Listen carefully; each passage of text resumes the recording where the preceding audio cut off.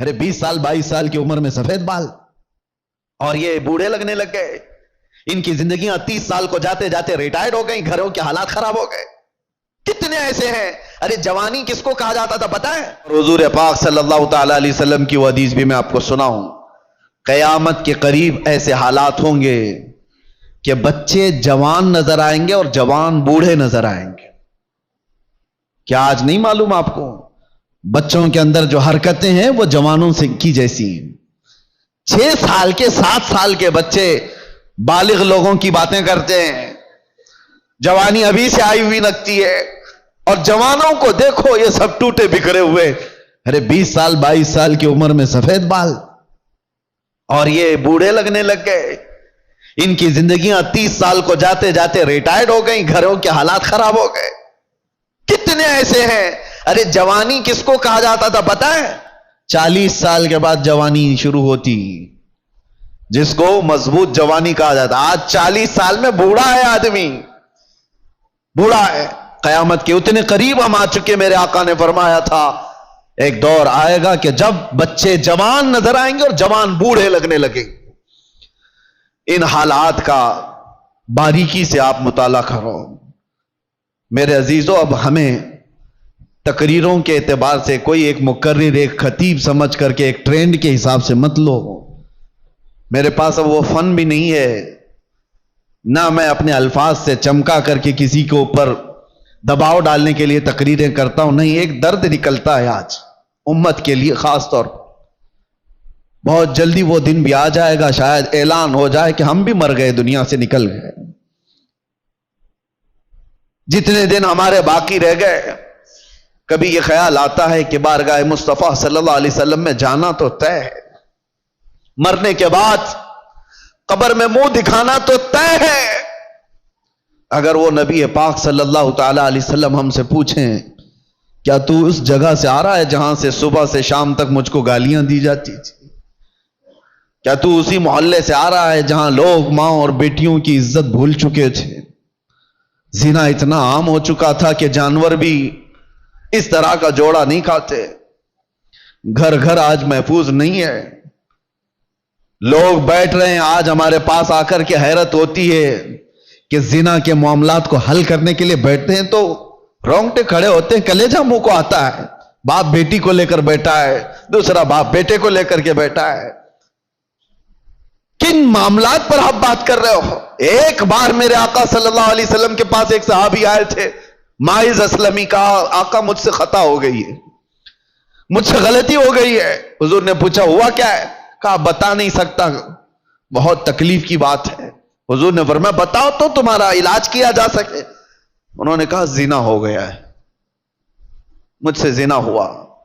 حضور نے اپنا چہرہ پھیر لیا, چہرہ سرخ تھا میرے آقا کا, لال ہو گیا. کہا جاؤ تم. وہ صحابی دھاڑے مار کر کے رونے لگ گئے. تجھ سے جو منہ چھپاؤں تو کروں کس کے سامنے؟ میں جاؤں تو پھر کہاں جاؤں؟ نبی پاک صلی اللہ تعالی علیہ وسلم نے ان کو کھڑا کر کے پوچھا ہوش میں کہہ رہے ہو؟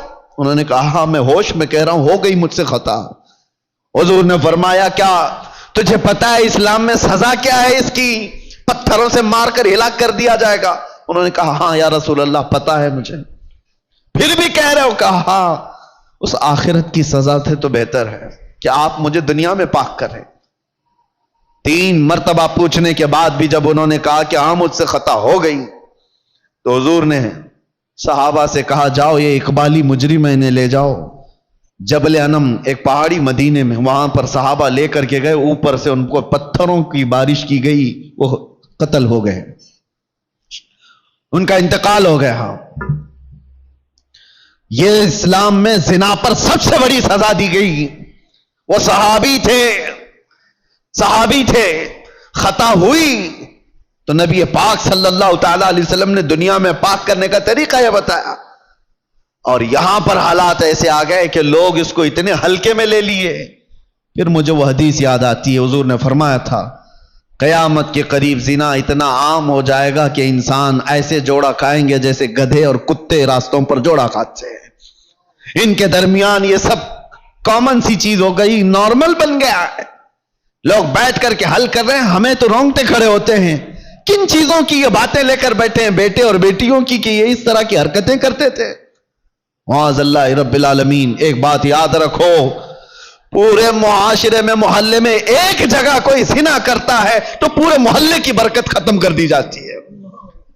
नासूर है वो कैंसर की तरह, कैंसर की फोड़ी जिस तरह पूरे जिस्म में जहर पैदा करती है, एक बेहयाई और बदकारी वाला नौजवान पूरे मुआशरे के अंदर वो नासूर बनकर जहर फैलाता है। तुम्हारी बेटियों तक भी वो हरकतें आएंगी, तुम्हारे बेटे भी महफूज नहीं रहेंगे। इसलिए जिम्मेदारियों का एहसास सारे लोग मिलकर के करें, एक आदमी नहीं। ये बेचारा खतीब कब तक यहां से पुकारेगा, एक कोई मुबल्लिग कब तक इस्लाह करेगा, हर एक की जिम्मेदारी है। आज गलती किसकी है पता है? पूरे मोहल्ले में 5% या 10% जुआरी होते हैं, 5% से भी कम होते हैं जुआरी और सूदखोर या शराबी या जानी।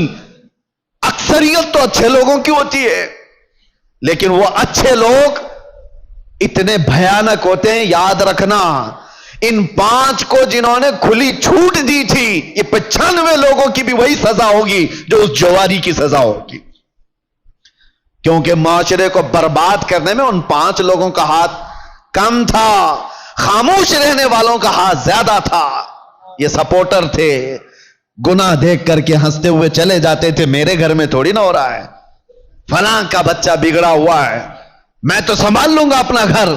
मियां आग लगी है, तुम क्या संभाल लोगे? तुम्हारे भी घर के दरवाजे लकड़ी के हैं, तुम्हारे भी घर की खिड़कियां लकड़ी की हैं। वो आग के शोले जब निकल करके आएंगे तुम्हारे दरवाजे भी जलाएंगे। यही हाल है आज हमारे घरों में। तुम्हारी बेटियां भी हैं या नहीं? तुम्हारे अपने बेटे हैं या नहीं? दूसरे का बेटा बिगड़ गया, दूसरे की बेटी बिगड़ गई तो आप हंसकर तमाशा देख रहे हो कि फला नशा कर रहा है। पहले हाल ये थे कि हमारी जमात के लोग कहीं बैठे होते थे तो आवारा लोग उनके सामने से गुजरने में भी डरते थे, गुजरने में उन्हें डर लगता था कि बड़े लोग बैठे हुए हैं। आज वो वकार खत्म क्यों होता गया? अपनी जिम्मेदारी का एहसास जब बंदा खत्म कर लेता है तो इकबाल ने बहुत पहले कहा था, कुव्वते फिक्रो अमल पहले फना हो जाती है, तब किसी कौम की शौकत पे सवाल आता है। सोचने समझने की सलाहियत पहले ये खत्म हो जाती है, तब जाकर के कौम के अंदर बदकारियां फैल जाती हैं, ये ज़बू हाली का शिकार होती है। आज कौम के अंदर जो मामलात है, हम गिरे हुए इसलिए हैं कि हम अपनी जिम्मेदारियां नहीं संभालना चाहते। अब जाहिर सी बात है, एक आदमी बोलेगा तो इसको पकड़ करके ले जाएंगे, बंद कर देंगे, दूसरा उठेगा उसको पकड़कर बंद करेंगे और सारे लोग तमाशा देखते रहेंगे। ये सोचेंगे नहीं, ये नहीं करना है, बोलना नहीं है। मैं समझता हूं इस तरह की बुज़दिली से तुम कितने साल जी सकते हो? चुप चुप रह करके, बुराइयों के बारे में नहीं बोलोगे, कंप्रोमाइज करके जियोगे, कब तक रहोगे? मौत तो आनी है, तो जब मरना ही है तो गीदड़ की 100 साला जिंदगी से शेर की एक दिन की जिंदगी बेहतर है। हक बात करो, लोगों की इस्लाह करो और दुनिया से इज्जत के साथ जाओ। और एक बात, ऐ नौजवानों, दुनिया के तमाम मामलात में 100 साल की जिंदगी में वो इज्जत नहीं पाओगे जो दामन मुस्तफा में 1 मिनट में इज्जत मिल जाती है। मेरे आका के कदमों से लिपट कर 1 मिनट की जो जिंदगी तुम्हें इज्जत देती है, वो दुनियादारों की 100 साल की नौकरी तुम्हें इज्जत नहीं दे सकती। इसीलिए मेरे मुर्शिद ने फरमाया था, बुल हवा सुन, सीमो जर की बंदगी अच्छी नहीं, उनके दर की भीख अच्छी, सरवरी अच्छी नहीं।